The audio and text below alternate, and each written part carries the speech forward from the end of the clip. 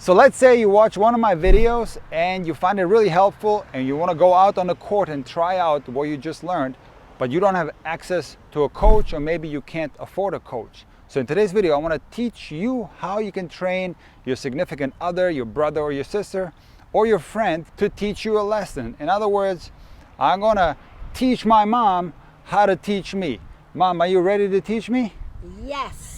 All right. Oh, that was a good one. Oh, good one. Okay, let's go. Let's do it. So the difficulty for people that don't know how to play tennis is going to be feeding the ball. And feeding the ball with the racket is going to be impossible. So you have to teach the person that's going to be training you how to feed the ball by hand. In other words, hand feeding. And the most common mistakes that people who don't know anything about tennis commit when they hand feed, they just throw the ball at the player like this. Now the ball will come too fast and the player has no time to react. So the important thing when it comes to hand feeding is that the technique is correct. And there's going to be two techniques. This is the first technique, which is the drop feed.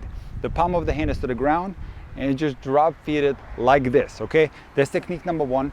There's going to be a ball that's stationary in place. So we're going to do some drills like that. Now another way is to throw the ball to the person, and most people will go like this, but what you want to do is do it underhand, like this. Underhand is going to be nice and slow, and generally it's going to be a lot easier to control the ball. So we're going to start with, I want you to just drop feed me some balls like this, okay? So right there is good. So obviously where your hand is positioned, that's where the ball is going to drop. And I'm going to work on my forehand, so I just want you to drop it right here. And then when you drop it, pull your hand away, and I'm going to hit forehands. Okay, the first mistake you did, that you went like this. You don't need to like throw the ball, just let it, just let it come out of your hand. Do it again. Perfect. Awesome. And do another one. Oh, this is great. And keep going. Now you can put your basket right next to you so you can increase the frequency and let them drop faster. All right, here we go. Nice. Oh, this is perfect. Okay, wait a second. Now it's getting a little sloppy. You see, because you're starting to do some weird techniques like this. Extend your hand and just let it drop like this. Then it's going to be super clean. You see what I mean? Okay. All right, here we go. Yes, that is as clean as it can be. Very nice. Thank you. Now, of course, you guys can do forehands and backhands. I'm just going to show forehands, but you should do all strokes in a stationary position. But the next progression that you should do is hitting on the run off a stationary ball like that. So why don't you just drop it right there, and I'm going to come from the middle and hit the ball. Go ahead. Perfect. One more time.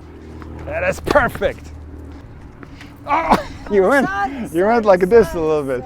Now what I love is working with cones, because that forces the player to go towards the middle. All of us will naturally not go all the way back if there's no cone. So working with cones will make us go all the way back to the middle, and it's going to increase the intensity. So I'm going to go around the cone after you feed it, okay? Go ahead. Good. And now when I reach the middle, you drop. There you go. Good. And you drop now. Nice one. And again. And drop. Oh, I missed it. All right, one more time. Last one. Is it good forehand? Good forehand? Perfecto. And what you should do next is position the person that's training you in different locations around the court so you can work on different movement patterns.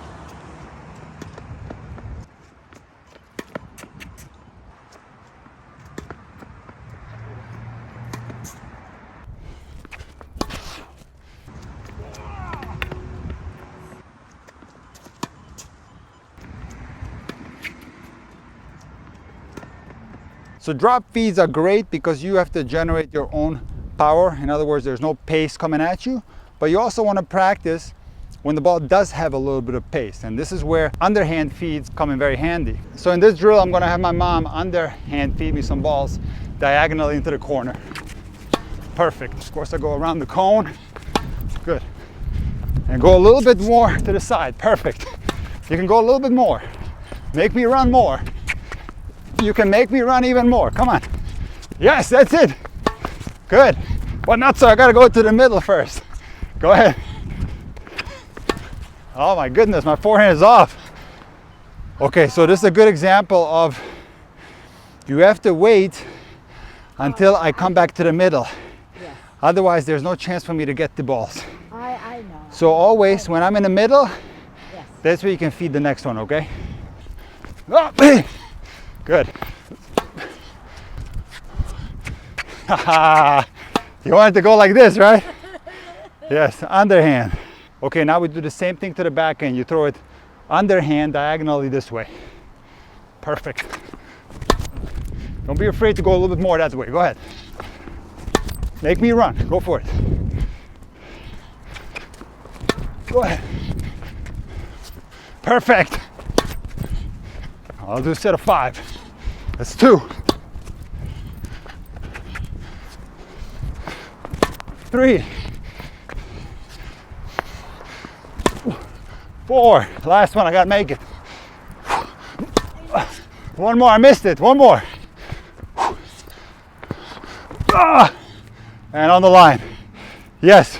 Yeah. And guys, one negative aspect of serving into an empty box is that you have mentally this freedom of not having an opponent there. So you don't feel that much pressure. Targets help for sure, but also what's a good thing to do every now and then is positioning a person at the baseline. Now, the person that's going to be training you is not going to be a tennis player, so don't serve right at them. You're going to serve opposite of them, like I'm going to do now with my mom. She's standing there, I'm going to serve down the tee, or I'm going to angle it way off wide so it doesn't get anywhere near her.